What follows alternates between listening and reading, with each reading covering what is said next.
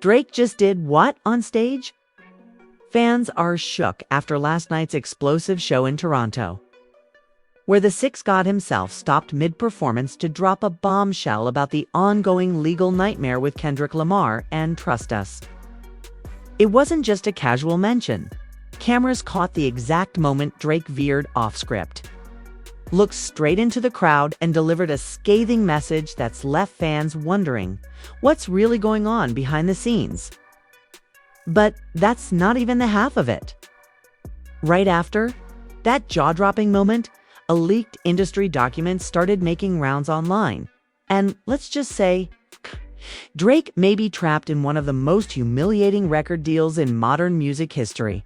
We're talking millions lost, total creative control gone, and whispers of betrayal from someone he once called family. Insiders say this might explain his erratic behavior lately. The cryptic posts, the deleted tweets, the awkward silence after Kendrick's diss tracks. And now, with legal threats flying, industry titans picking sides, and fans torn down the middle, one question is on everyone's lips. Is Drake finally cracking under the pressure? Stay tuned, because what we uncovered is wilder than anything you've heard before. The lights had barely dimmed at Drake's hometown concert in Toronto when fans knew something was different.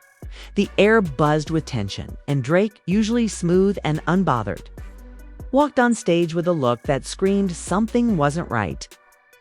He barely greeted the crowd before launching into what should have been a regular set list, but by the second song, something snapped.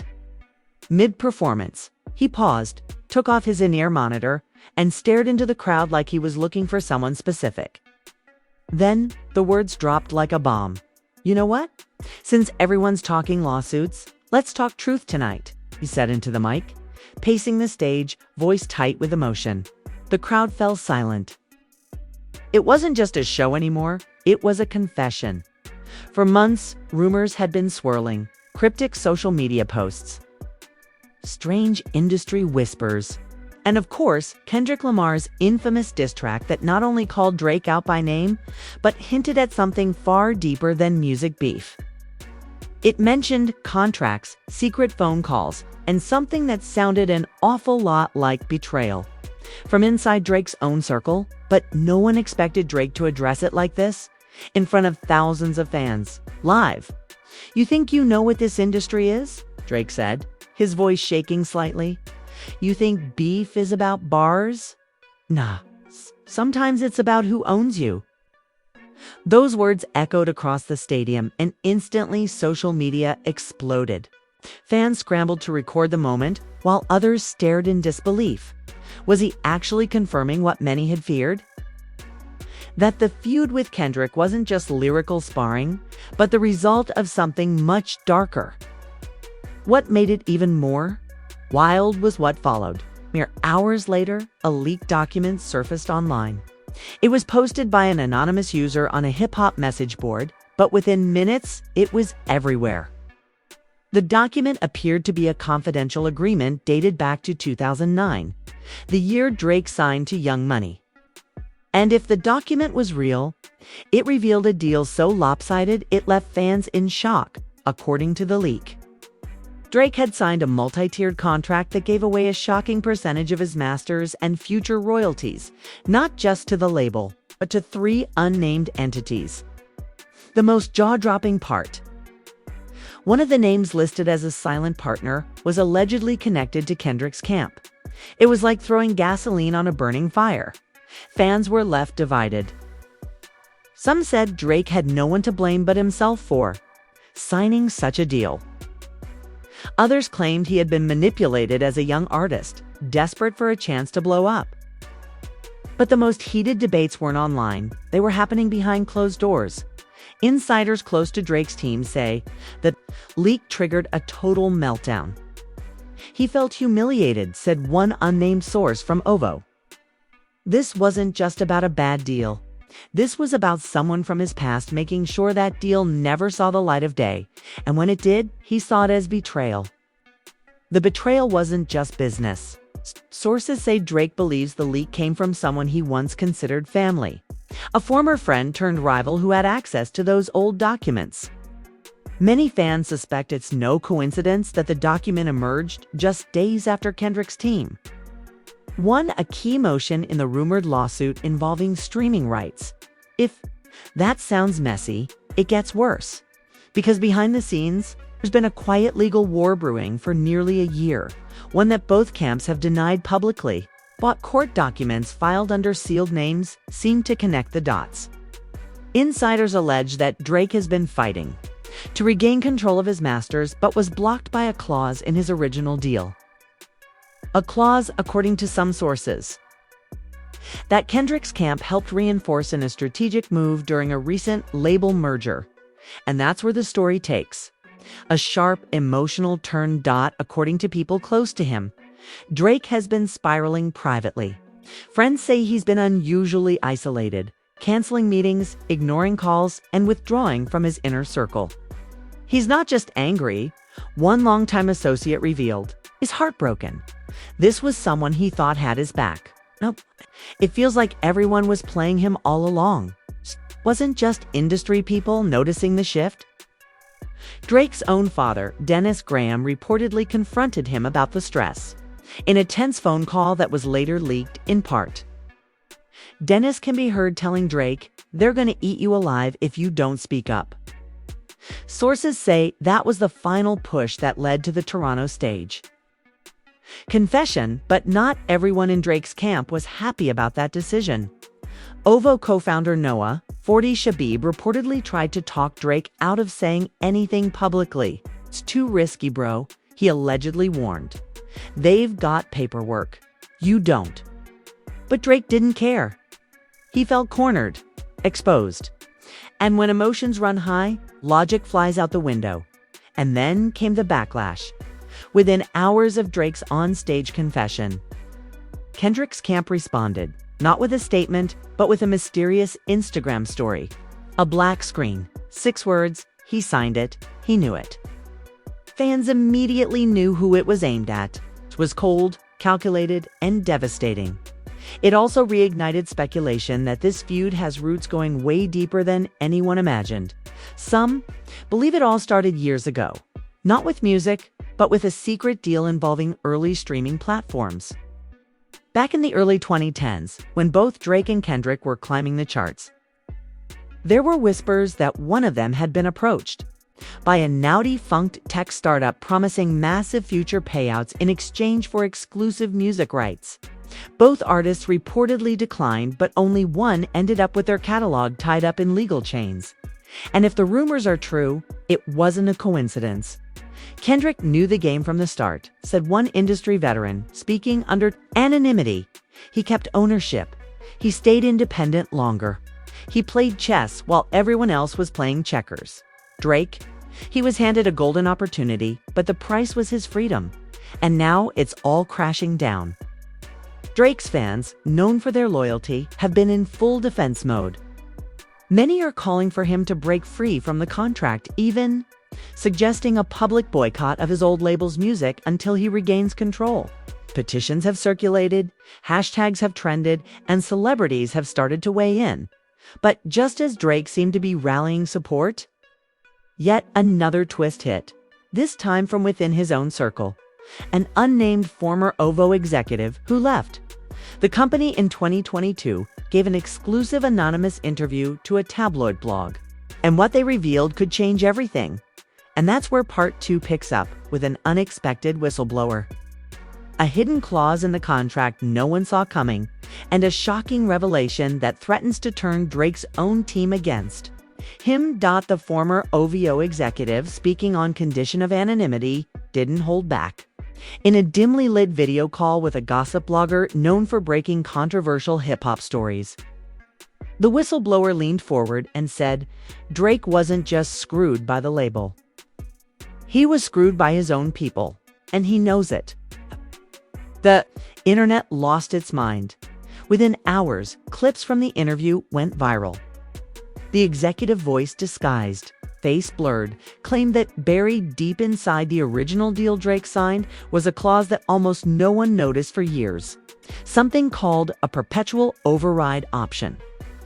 It basically gave a third-party silent investor the ability to override any attempts Drake made to buy back his masters forever. But here's where it gets wild. That investor, the executive, said was connected to a close friend inside OVO. Fans went into full detective mode. Names started flying. Everyone from longtime producers to tour managers was suspected. But one name kept coming up again and again: Oliver El-Khatib. Drake's co-manager and best friend since the beginning. Oliver had been the face of OVO behind the scenes for years. The quiet architect, the guy who stayed out of the spotlight, but pulled the strings. And now, whispers were growing louder that he may have helped structure the very deal that's haunting Drake today. The betrayal, if true, would be almost too much to believe. This was someone who had Drake's full trust. This was there before the fame, before the private jets and stadium tours. Someone who once said in an interview, "I'd take a bullet for that man." And now, according to the leak, may have been holding the metaphorical gun the entire time. Drake hasn't commented directly on the Oliver rumors, but fans have noticed the tension.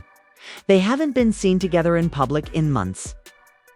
Their usual social media banter, gone. Insiders say Oliver skipped multiple meetings leading up to the Toronto show, something that never used to happen. And then, of course, there's the cryptic post Drake made just days before the concert. A black and white photo of himself alone in the studio, captioned, "Been surrounded, never protected."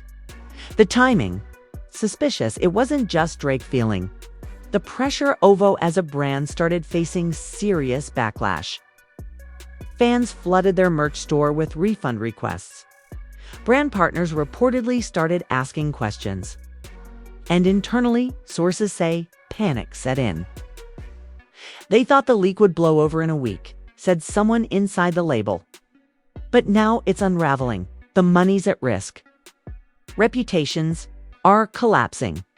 Everyone's turning on each other. And then, just when you thought it couldn't get more chaotic, Kendrick Lamar dropped another bomb. Not a diss track, not a tweet.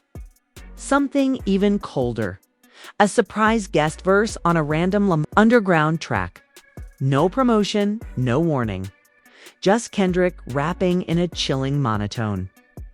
Dropping bars that felt like laser precision shots at Drake's inner circle.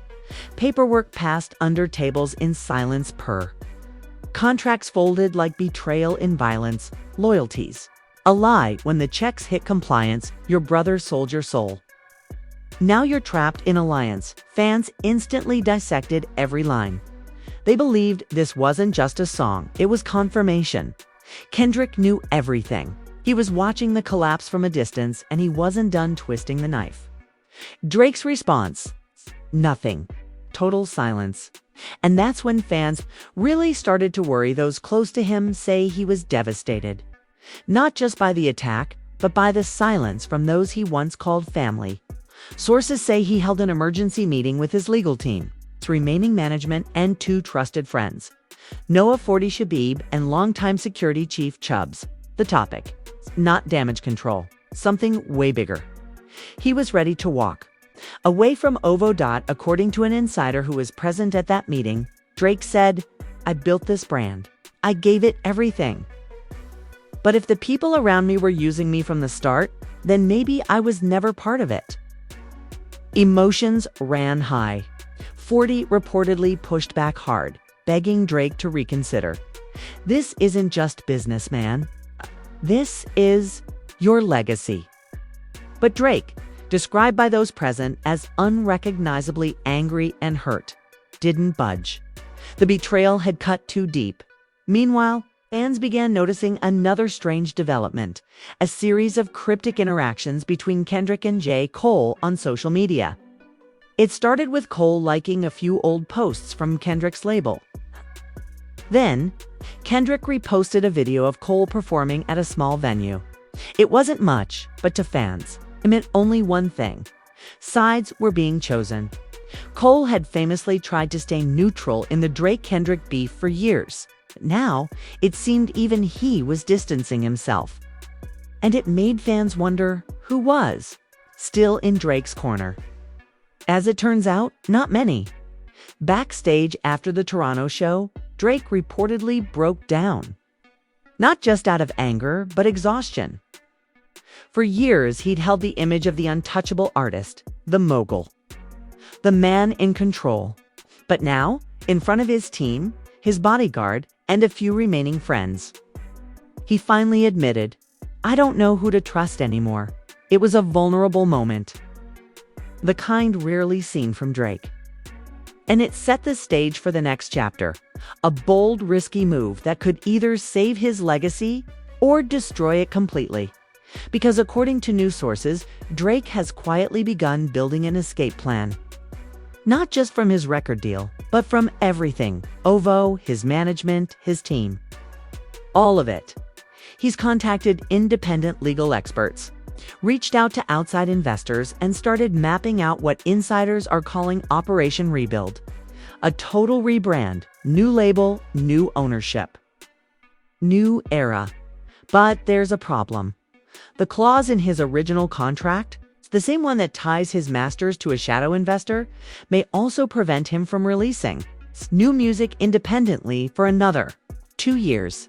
And if that's true, Drake may be creatively frozen at the height of his career, unless he finds a loophole.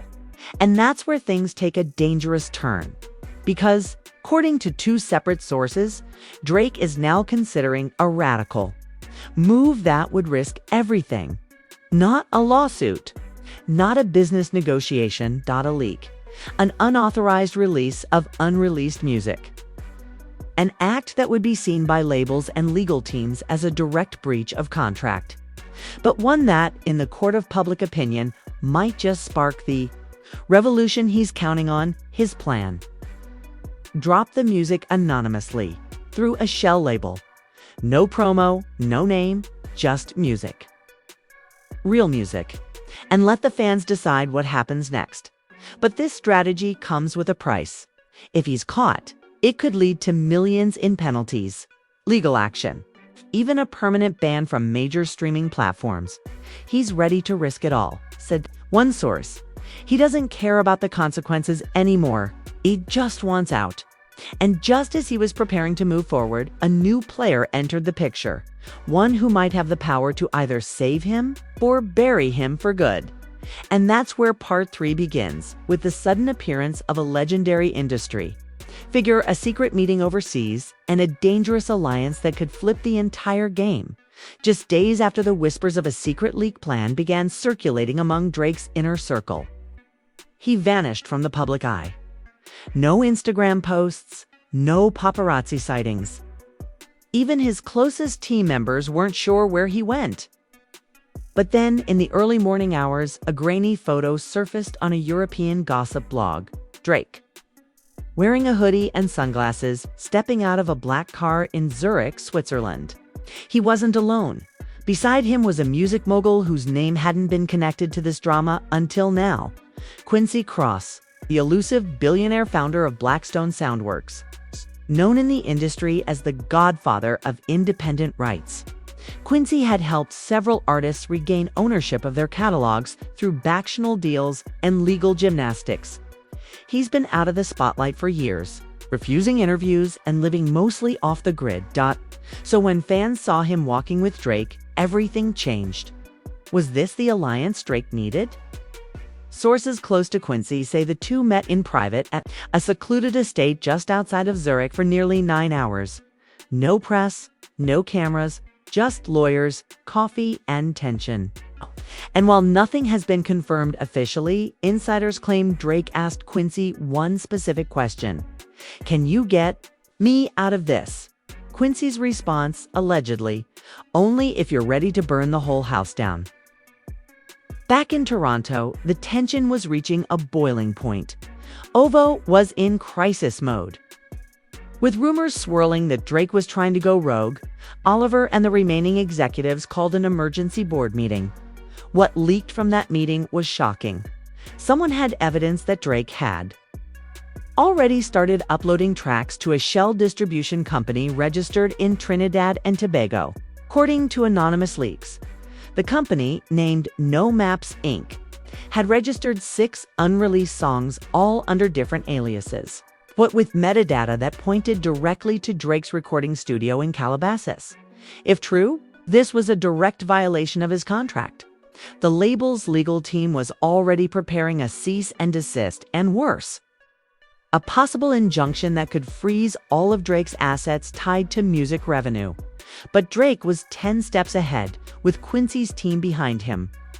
He'd already moved portions of his unreleased catalog into a protected international cloud vault hosted on private servers. Fans wouldn't know the difference, but legally it would be hell to unravel. And that's exactly what he was counting on. This wasn't just about ownership anymore. It was war, meanwhile. Kendrick was still watching from the sidelines, but not staying silent. At a surprise appearance during a festival in Germany, he took a subtle jab that sent fans into overdrive. Between songs, he looked into the crowd and said, "Funny how they try to escape the trap they built. No names, no context." But everyone knew. And then something unexpected happened. A message from Nicki Minaj, Drake's longtime collaborator and once close friend, popped up on her live. While answering a fan question about Drake's situation, she paused, then said, "I told him years ago, read your contracts, king." The clip went viral in minutes. That one line triggered a wave of speculation. Did Nicki know about the shady clause? Was she warning him all along? Or worse, was she in on it? Some fans started digging into interviews from the Young Money era. A resurfaced clip from 2011 showed Lil Wayne joking about how none of these kids read the fine print. It was a joke at the time. Now it felt like a prophecy. As more cracks in Drake's foundation appeared, allies began to fall away. One by one, artists who once stood with him began issuing neutral statements or unfollowing him altogether. Rumors swirled that label pressure was forcing them to choose sides. Even Rihanna, who's famously kept her distance from the industry drama, made a move that shook the internet. She posted a photo with the caption, "Own what's yours." Fans saw it as a thinly veiled statement of support for Kendrick's camp and independent artists everywhere. Inside Drake's circle, emotions were hitting a breaking point. 40, his most loyal producer, was reportedly torn. In private, he supported Drake's fight for freedom. But sources say he also feared the damage it was doing to their legacy. During a tense studio session, an insider claims 40 told Drake, "If you drop this music without protection, they'll bury you. Not just legally, they'll erase you." Drake, pacing the room, allegedly responded, "They already erased who I was. This is the only way I get him back." The him he was referring to, fans believe he meant Aubrey, the kid from Toronto, for the chains, before the fame, before the billion-dollar machine took over.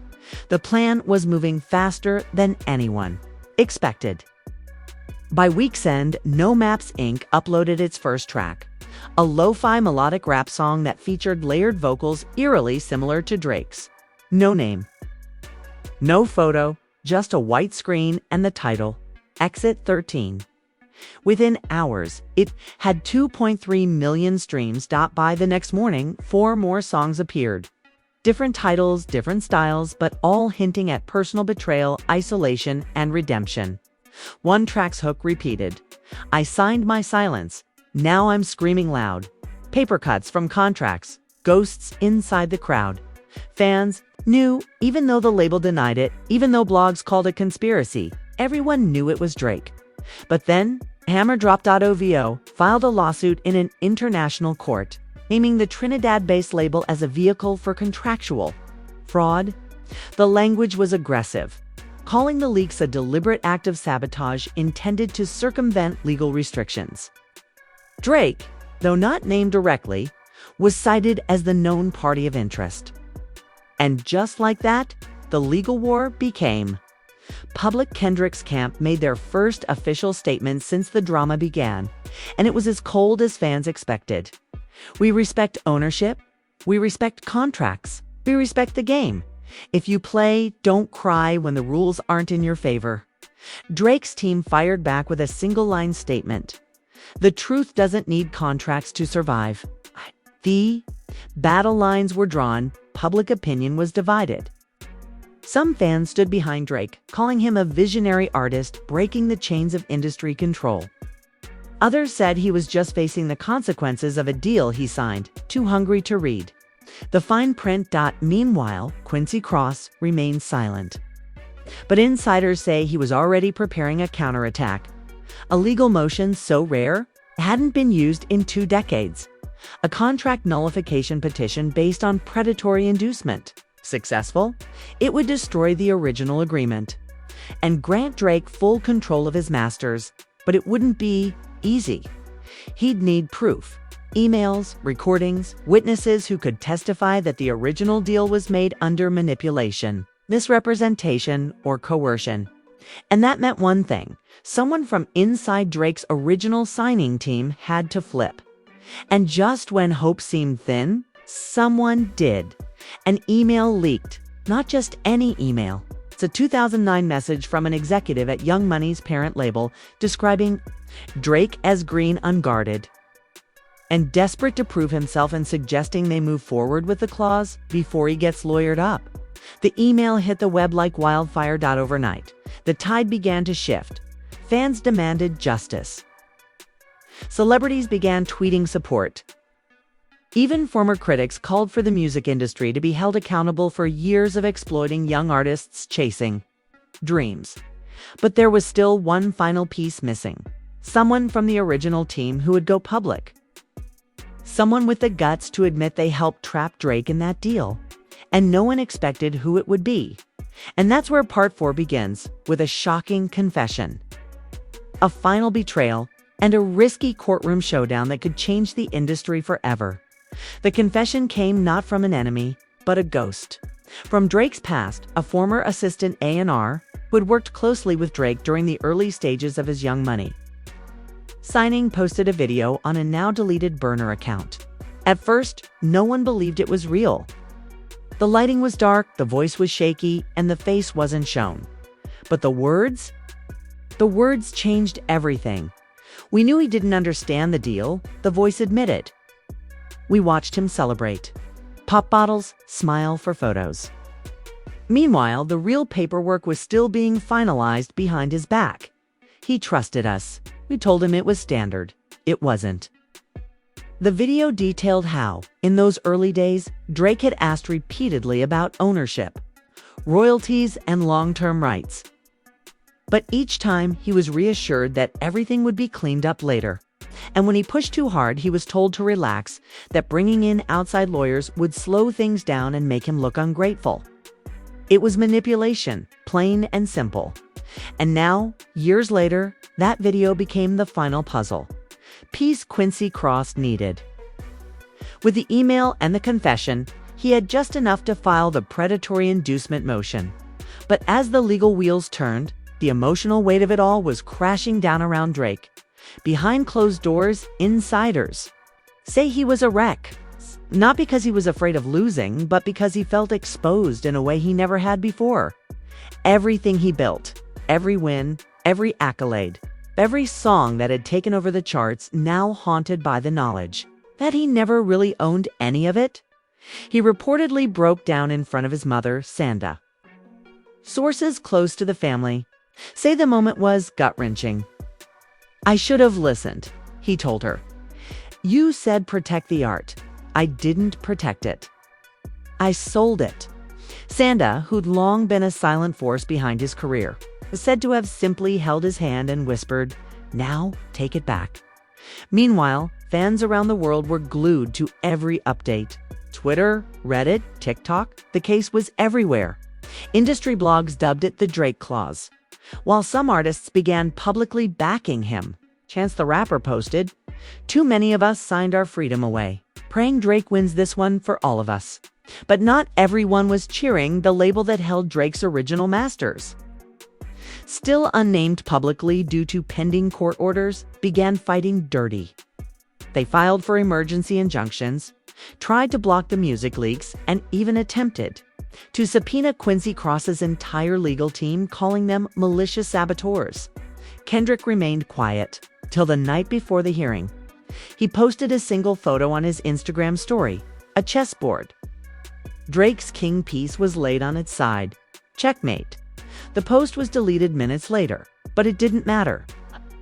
The internet had already seen it, interpreted it, twisted it. Some fans saw it as confidence, others as a threat. But Drake didn't flinch. On the morning of the court hearing, he arrived in all black. No entourage, no flashy jewelry, just his lawyer, Quincy Cross, and a single chain bearing the word freedom. The courtroom was private, but journalists outside captured every moment they could. Inside, it was intense. Quincy Cross presented the email, the video confession, metadata from the leaked tracks, legal precedent from similar artist exploitation cases, and finally, a powerful closing argument. You can't punish a man for trying to free himself from a trap that was built before he even had a key. The opposition called it dramatic nonsense. They argued Drake had benefited from the deal. Become rich, famous, iconic. A man doesn't complain about the contract after the party's over. One lawyer said, he signed it, he lived it. Now he wants to rewrite history. For hours, the debate raged. And outside the courthouse, fans waited in the rain for a verdict that would decide more than just Drake's fate. It would define the music industry. And then, the judge called a recess, according to a leak from inside. The judge said the evidence was compelling, but more investigation was needed. He didn't reject the motion, but he didn't grant it either. A decision would be delayed for up to 60 days. The courtroom emptied. No cheers, no tears. Just silence. As Drake stepped outside, cameras flashed, reporters screamed, fans chanted his name. But he didn't speak, just raised his hand, not in victory, but in defiance. And then came the final twist. That night, Drake went live on Instagram for the first time in months. No filters, no music. Just him, staring into the camera, tired, raw, vulnerable. I wanted this to be about music, he began. But the truth is, they never let it be. About that from the jump. I was a product I didn't know.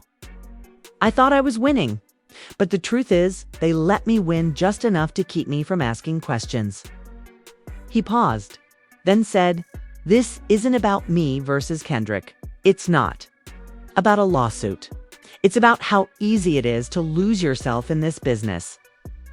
And I think I did, but I'm trying to find me again." Fans flooded the comments with hearts, fire emojis, and messages of support.